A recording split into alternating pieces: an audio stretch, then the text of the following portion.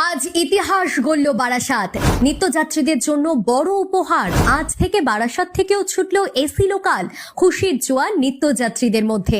বহুদিনের দাবি, অসংখ্য যাত্রীর অপেক্ষা, অবশেষে সেই স্বপ্ন আজ বাস্তব হলো। সোমবার থেকে বারাসাত স্টেশন থেকেও আনুষ্ঠানিকভাবে শুরু হলো এসি লোকাল ট্রেন পরিষেবা। প্রথম দিনেই সকাল থেকে স্টেশনে ছিল উপচে পড়া ভিড়।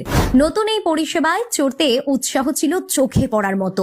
রেল সূত্রে জানা গিয়েছে, বারাসাত থেকে শিয়ালদা পর্যন্ত এসি লোকালের ভাড়া 60 টাকা। প্রতিদিন সকাল 10:33 ট্রেনটি শিয়ালদা থেকে বারাসাতে পৌঁছবে এবং 11:29 বারাসাত থেকে শিয়ালদার উদ্দেশ্যে রওনা দেবে।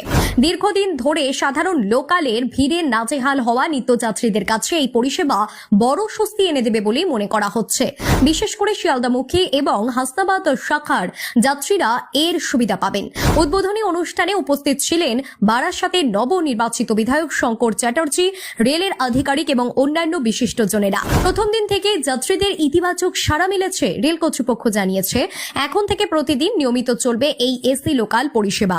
আপনার কি মনে হয়, 60 টাকা ভাড়া কি যথাযথ নাকি আরো কম হওয়া উচিত? কমেন্টে নিজের মতামত জানাতে